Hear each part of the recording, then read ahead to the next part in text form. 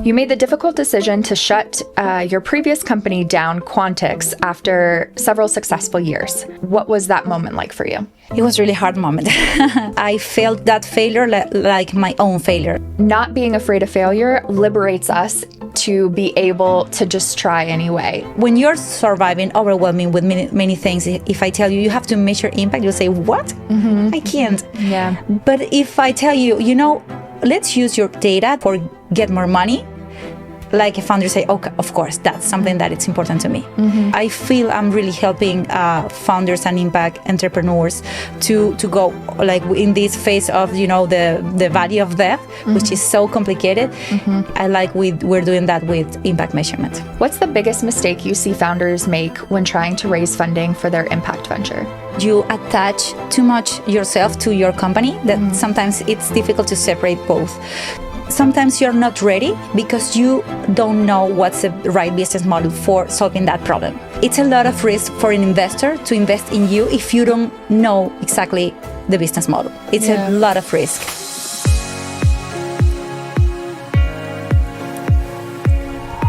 Hi, everyone. Welcome to this special conversation where we'll be talking about how to build and fund impact-driven companies.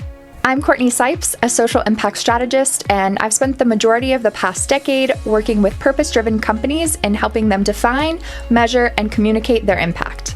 Today, I'm joined by someone whose work I've long admired and now have the distinct privilege to work alongside, Adriana Mata. Adriana is a two-time Impact founder, a Cartier Women's Initiative Fellow, and an impact measurement expert who has coached hundreds of social entrepreneurs in Latin America and beyond. In this conversation, we'll cover the highs and lows of building an impact-driven venture, some of the myths around impact measurement, and why fundraising is so hard, and some ways we might be able to rethink our approach to do it better. Whether you're a founder, funder, or someone that's just interested in purpose-driven businesses, there's something here for you. Before we dive in, Adriana, I would love for you to share a little bit about your background and what brought you to the world of impact entrepreneurship. Thank you, Courtney. I'm Adriana. I come from Venezuela, a very difficult place. My background is engineering. I studied engineering, but when I was studying at university, I found out the impact projects, and I fell in love. I remember what brought me here was. As I told you, Venezuela is a very difficult country with a lot of problems, so I really like to complain about everything. And then one day I asked myself a question, like, what are you doing to change that? And the answer was nothing. So I said, okay, maybe you should do something, whatever. And then I started to volunteer in some rural areas. Then eventually I started an NGO, and I got here in the impact ecosystem. Yeah, that's amazing. I think that there will be many people that resonate with that. So you've built two impact-driven companies and coach hundreds of founders. In your experience, what does it really take to build a successful impact venture? I think the first question is what it is to be a successful company, right? Especially if you're talking about an impact business.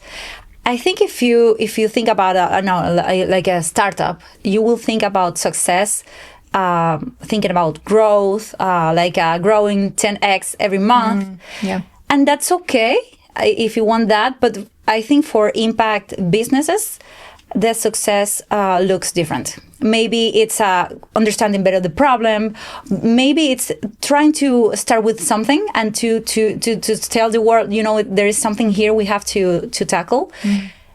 And maybe even if you don't solve it, if you start and someone is following you, I think maybe that could be a success. So it depends. I think the first question that maybe a founder has to have for their team and themselves, it's what is success for me and for my business? Yeah, I think that makes a lot of sense. It can be easy to sort of pigeonhole ourselves into like what traditionally profit-driven businesses have been like, and so sort of like not seeing the forest from the trees, that, maybe those aren't the best comparison points. So your expertise lies at the intersection of entrepreneurship and impact measurement. What's a common myth in the ecosystem that you wish more people would challenge? I will say that the common myth is that impact measurement is expensive, which is true if you compare to academic research, which of course it's complicated. Yeah. But maybe we have to think about impact measurement in businesses differently. Like, how can I know I'm really changing the problem? How can I really know that I have an impact in my clients or beneficiaries? I believe we can change that, and we don't need to have an academic research for every question we have in our companies, right? Yeah. So I think that's for me a myth. Of course, I don't know if I tell you, but I come from like a very rigorous impact measurement consultancy background, but I don't know if it's the right approach we have to have for impact businesses. Definitely. I think we have to have a middle ground where we say, okay, if we need this rigorosity, okay, this is the methodology. But maybe for other questions, we need something else. Yeah. No, absolutely. And I think that's something we sort of find ourselves talking about a lot, is trying to sort of find the middle ground in these sectors that historically have not really communicated with each other or been a part of, one project. So I think that absolutely makes sense. So we're both passionate about helping founders not only build impactful businesses, but actually prove their impact. And a big part of that, of course, is measurement. Why do you think so many founders skip measuring impact, and what do you wish they knew instead? I think the same. The first is they're overwhelmed. As a founder, you have many things to take care, like, I don't know, like clients, anything legal, your team. Like, there are so many things going on that maybe impact measurement is another thing to take care. But I liked the founders see impact measurement like a strategic tool to really hit their goals. And it can be like business goal, impact goals. So if you really think it's something that can help you, you will put it in one of your priorities. So that's what I would like the founders think. Yeah, I think that's something I find myself recommending a lot is, choose impact metrics that, based on the data that you're collecting, you would actually make a change in your business. And if you wouldn't, you probably shouldn't be measuring it. Yeah, exactly. I also ask them, like, what are you going to do after you measure this? And if they answer nothing, well, don't measure. Exactly. Yes. Okay, let's shift gears a bit. One of the things I've admired most about you as a founder is how openly you've talked about navigating failure. You made the difficult decision to shut your previous company down, Quantix, after several successful years. What happened, and what was that moment like for you? It was a really hard moment. I think sometimes, I think for every founder is like this, you attach too much yourself to your company that sometimes it's difficult to separate both. So in my case, I felt that failure like my own failure, like I did something wrong. And with time, I understood it was not that the case, but it felt like that, So in time, I say, this is something that I like. This is something that I'm really passionate about. Why not try again? Like, maybe, what if I take all the things I've learned to do it again? Yeah. But it hurts. Yeah, of course. Yeah. But I love how openly you've shared this experience with people, because I think that not being afraid of failure liberates us to be able to just try anyway. And it's like, oh, even Adriana now, who is very successful in many metrics, but, had to shut a company down, not seeing that really even as a failure, but just another stepping stone on this journey. So looking back, what would you do differently with Quantix? Yes, I think the first and the most important is to validate. As a founder, if you're passionate about a problem, you used to think that you have the solution in your mind and it's going to work. And yeah, of course, you have to have that, but you have to validate. Like, is this the client? Is this the right client? Is this the right solution? Are they willing to pay? And I always say, don't confuse that there is a huge social problem with the willingness to pay. They're completely different things, and you have to validate both. You have to validate there is a huge problem that is really urgent to solve, and you have to validate that in your solution someone is willing to pay. It's difficult, but that's your job, like founder. Like even if it take you years, you have to do it. Yeah. I like that you're even sharing that maybe it takes years to create that validation. I think that, you know, entrepreneurs in this space can, again, coming back to like this need to compare ourselves with founders that are operating traditional startups, and that's just not the case. And the validation on both of those sides absolutely takes longer and makes a lot of sense. And you know, a common mistake when you start a company, you usually compare with the successful startups, and you say, oh, you know how now it's Airbnb or Facebook or Spotify. Yeah. Like how long have been they in business? Like 10 years, 15 years, 20 years. So don't compare with that, because I'm sure they struggle, and many others struggle too, and they fail. So I don't know why we usually compare with those success stories, but for me, it's better to compare with what have you learned from whatever you have done before. Yeah, absolutely. What advice would you give to other impact founders navigating that kind of decision or uncertainty? I will say first, well, of course, validate. Sometimes the insight is very simple. For example, I always say it took me 5 years to understand that entrepreneurs and founders need something really quick and easy to measure. And even if back at that time, like 5 years before, like someone kind of told me, yes, we need something simple, I really couldn't understand what they mean. It took me 5 years to understand, to learn. And then now, if you see our software, it's really simple. And it's so simple that people say, really? Did it take you 5 years to build this? No, what it takes 5 years is to understand the real insight, you know? So I always say, take the time to understand what's happening. Even if you think you have the solution, maybe you don't. But you have to keep going, you know? And as you said, don't be afraid to make mistakes, because you will make a mistake. So don't worry. Right. Right. Yeah. And I think allowing ourselves that time, like understanding that what we're navigating has like extra challenges. And so understanding that, you know, we're not on everybody else's timeline. And you know, something that helps is to see all of these decisions that you like when you have to make a decision under uncertainty, which is everything. It's better to put it as an assumption or a hypothesis. Like if we do this, then we expect the client do that. And it's easier because you don't take it like a personal thing against you or against your idea. It's something that everyone needs to test, you know.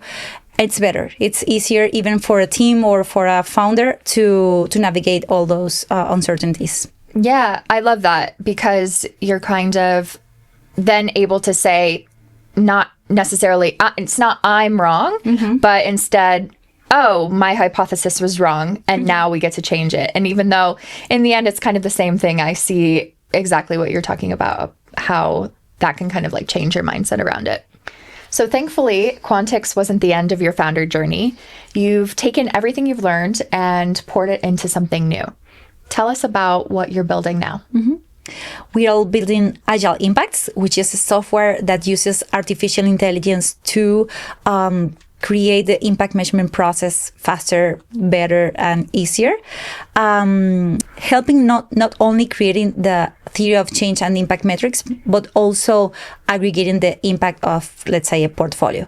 But one of the things that took us years to understand is if the company is surviving for money, the impact measurement is going to be in the last priority. So what we are doing now is we say, okay, we will help you get grants or money through impact measurement. Like, let's use your data in something that you really can prioritize. And that for us has been a shift because when you're surviving, overwhelming with many things, if I tell you, you have to measure impact, you'll say, what? I can't. But if I tell you, you know, let's use your data, the data you already have in your company, let's maybe complement it with something else, and let's use that for get more money. like a founder say, okay, of course, that's something that it's important to me. And I think I'm passionate about it because I feel I'm really helping founders and impact entrepreneurs to go like in this phase of, the valley of death, which is so complicated. And I like we're doing that with impact measurement. Yeah, and I love how much this process has tied back to something you said earlier, which is that it can really take years to figure out how exactly you're going to structure a business around solving a particular problem. I think that for you, that problem has been for years trying to figure out how to help founders measure impact. But, part of it is, how does it become a priority? How do we teach them how to do it? How do we get them to invest in a software? All of these issues that have come up through like this process and learning. And now you've been able to identify a way to get them to invest this time and make it a priority by tying it to creating winning grant applications. And I think that like seeing that process for you has been really incredible. Yeah, and that's how I told you that sometimes insights, it seems so simple and obvious, but they're not obvious. I remember when I was telling my brother, this chief of the business model, I said, no, we're helping companies to get more money because that's important for them. And he asked me, and you didn't know that before? I said, yes, but I didn't know it was so connected, Right. Yeah. Sometimes it's right in front of us and we don't see it. And It's been really incredible to watch Agile Impacts really step into its power, really, and to watch you lead the company in this direction. It's been really great. Oh, thank you. One of the biggest challenges impact founders face is funding, especially figuring out how to raise money without compromising their mission. What's the biggest mistake you see founders make when trying to raise funding for their impact venture? One, maybe to rush to raise money from VCs or investors if they are not ready. Yeah. It's a good way when you already validate the business model or you already know how to grow. And sometimes you really don't know, and you have to admit that. I remember this second time with Agile Impacts, people ask me, are you raising funds? I say, no. Why? Because I'm not ready. No, really. But you should know. No, you maybe not. You have to really know if that's the right way for you. Yeah. Even if you want to share decisions, which is the most important, like many things. So what I usually recommend is to go with grants if you're in this space where you still don't know what your business model is, or you need to validate more things before thinking about growing or expanding. And I think that has a reason behind, which is for an investor, it's too risky to invest in your business. Yeah. Even for traditional startups, it's a high risk. But for impact startups, it's even more because you are doing two things at the same time. You're solving a huge problem, and also you're trying to look for profitability. So the grants exist because it's a way to de-risk the investment. So when you take, okay, I'm going to take this grant, of course, for you, it's good like a founder, but even for the investor, it's good too, because you have more time to validate. You can, make trial and error without, worrying about you don't have money and you will have to close. And at the end, it will give you more time to validate that and say, okay, investor, now I already have my business model. I know how to grow. I already validated those hypotheses. I'm ready for more money. If that's your decision, maybe you can decide not to. Yeah, I've known many impact business that have decided not to raise money, and it's okay. Yeah. I think what I really want the founders think is, you can decide, or try make your business so you can decide that. There isn't a one-size-fits-all solution, basically. Yeah, there are many sort of options available, and we don't have to always go. I want to say the traditional path, but in some ways, it's kind of just what's the most publicly available path, or what we have believed is success exactly for companies. Yeah. Absolutely. Actually, I always see like news like this company raised $10 million, and sometimes you see like, I'm doing something wrong. I'm the one who's wrong, and no, you're not. Yeah. I've also seen that based on an idea. So maybe in some ways we are doing something wrong. So you often recommend grants over VC funding. Why is that? I think it's because of this. It's sometimes you're not ready because you don't know what's the right business model for solving that problem. Let's say, for example, in Quantix, we say, we are a SaaS, we are a software as a service. It's a lie. You want to be a SaaS, but you're not there yet. So investors know that. And that's why it's difficult to raise money from VCs at that time. Yeah. Because you're still starting to discover the problem, starting to discover what we call product market fit is who's going to pay for this, like recurrently. So I say, if you don't know, you have to look for grants, because another way to see this is it's a lot of risk for an investor to invest in you if you don't know exactly the business model. It's a lot of risk. Even for traditional startup, it will be high risk. For impact startup, it's like 10x more. I don't know. Is that the correct? But so when you think about grants and why they give grants to business, usually they give grants to NGOs. It's because it's the best way to de-risk the investor. Say, okay, I will pay for this, so you have more time to validate, and then when you receive investment, the risk is lower for the investor. Yeah. So that's like the rationale behind the grants. It's because it's too risky if you really don't know who's your client, how it's gonna pay, why it's gonna pay. Yeah. So we work with a lot of founders who are doing amazing work, but struggle to translate that work into strong impact metrics. Yes. Especially for grant funding. What advice would you give to them? Oh, I always advise to first start with your theory of change. That's the best way to really explain. Even sometimes it's not clear for you, so it's difficult to communicate if you're not clear. So what I like from theory of change is like the causality. Like if this happened, then this will happen. Right. And it allows you to have a logic behind that. When you have to explain, that's the reason why I have social impact. That's the reason why this solution eventually come with this impact.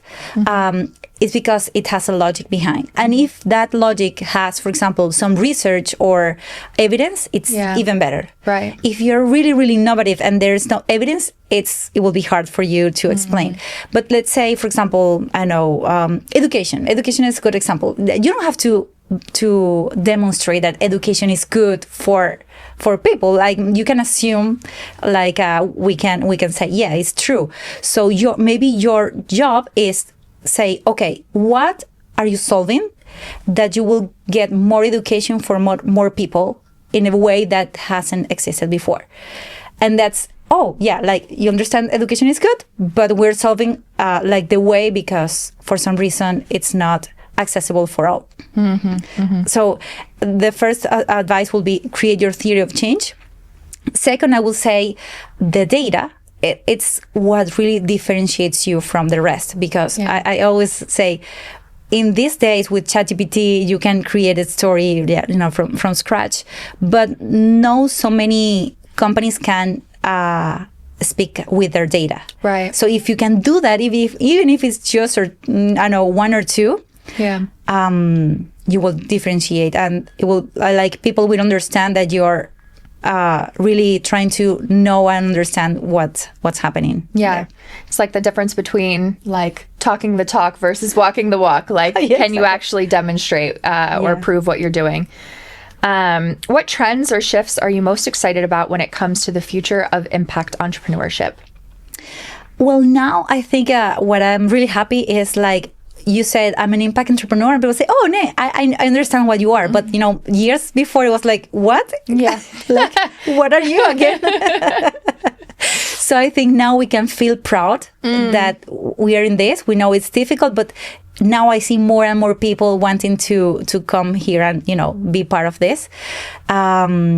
Second, technology. I think like most difficult problems have a great opportunity to be solved with technology. Not all of them, of course, but many of them, yes. And third, I have to say, artificial intelligence. Yes. The subtle plug. Yes, it's like, we have to be careful, but I'm sure like it will be easier to solve many problems that were more difficult before. Yeah, absolutely. So you've lived the founder journey twice and worked with so many others along the way.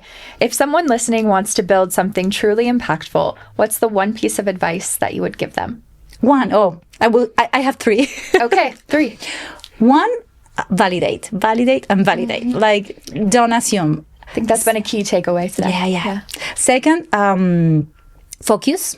I once heard a professor saying growth is more about saying no than saying yes. Yes. Wow, so smart. It took me, 5 years to understand. I'm still learning that one. Yeah, me too. I have to repeat that and, write it down. It's like the daily mantra. And third, like, follow your passion. Yeah. It's maybe the most difficult because when you start this, you hesitate. Let's say, oh no, maybe I'm wrong. Maybe I'm too crazy. No, you're not. Like, or if you are, welcome. We need you. Yeah, I think I've heard from more than one founder that you have to be a little crazy that's true. to get into entrepreneurship on an even harder level than even just general entrepreneurship. So that makes a lot of sense. Yeah. Well, thank you so much, Adriana. Thank you. It was such a pleasure to be able to have this conversation with you and looking forward to everything that's to come with Agile Impacts. Yeah, thank you.